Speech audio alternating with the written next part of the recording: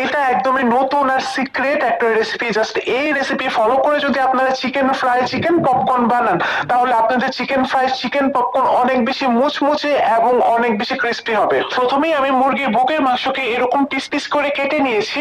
তারপর এখানে দিয়ে দিয়েছি লাল মরিচের গুঁড়া, সামান্য একটু লবণ, দিয়ে দিলাম একটু ফিশ সস, তারপরে এখানে আদা রসুন বাটার একটা কিউব দিলাম, তারপরে দিয়ে দিচ্ছি ওয়েস্টার সস, তারপরে দিয়ে দিব এখানে টমেটো সস। আর আপনাদের বাসায় যদি ফিশ সস আর ওয়েস্টার সস না থাকে, তাহলে এখানে 5 টাকা দামের ম্যাজিক মশলাটা দিয়ে দিবেন, তাতে কিন্তু এর টেস্ট বেড়ে যাবে। এখন এটাকে প্রায় আধা ঘন্টার জন্য মেরিনেট করে রেখে দেবো। এখন একটা বোলে নিয়ে নিয়েছি 1 কাপ ময়দা, সেই সাথে এখানে নিয়ে নিলাম 1 চা চামচ লাল মরিচের গুঁড়া, সামান্য একটু লবণ, দিয়ে দিচ্ছি ম্যাজিক মশলা, তারপরে এখানে দিয়ে দেবো কর্নফ্লাওয়ার। এখানে আমি হাফ কাপের মতো কর্নফ্লাওয়ার দিচ্ছি। কর্নফ্লাওয়ার না থাকলে না দিলেও চলবে, তবে কর্নফ্লাওয়ার দিলে এটা অনেক বেশি ক্রিস্পি হয় আর অনেকক্ষণ পর্যন্ত ক্রিস্পি থাকে।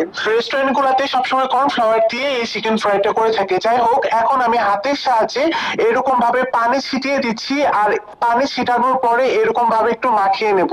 এরকম ভাবে 4-5 বার মাখানোর পরে দেখবেন যে এরকম ভাবে ক্রাম্বের সৃষ্টি হবে, অনেকটা ক্রাম্বল হয়ে যাবে।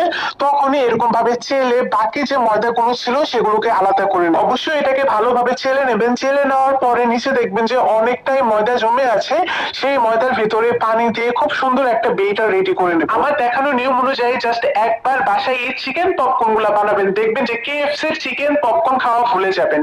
এখন ওই বেটারের ভিতরে একটা করে চিকেন পিস নিব, তারপর এরকম ভাবে ডুবিয়ে নিয়ে তারপর আমরা যে ক্রাম্বস গুলা বানালাম সেই ক্রাম্বস গুলাতে গড়িয়ে নেব। তারপর এরকম গরম তেলে ছেড়ে দেব, ছেড়ে এটাকে একদম ক্রিস্পি করে ভেজে নেব।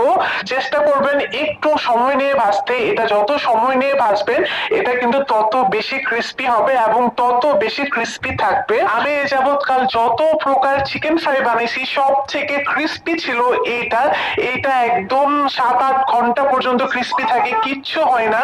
আমার রেসিপিগুলো যদি আপনাদের ভালো লেগে থাকে, তাহলে কিন্তু অবশ্যই রেসিপিটা শেয়ার দিয়ে আপনাদের টাইম লাইনে রেখে দেবেন, যেন পরবর্তীতে দেখে দেখে বানাইতে পারেন।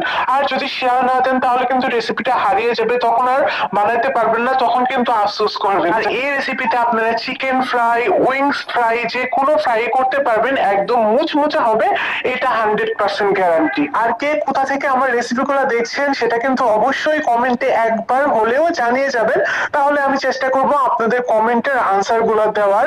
দেখা হবে তাহলে নেক্সট এপিসোড।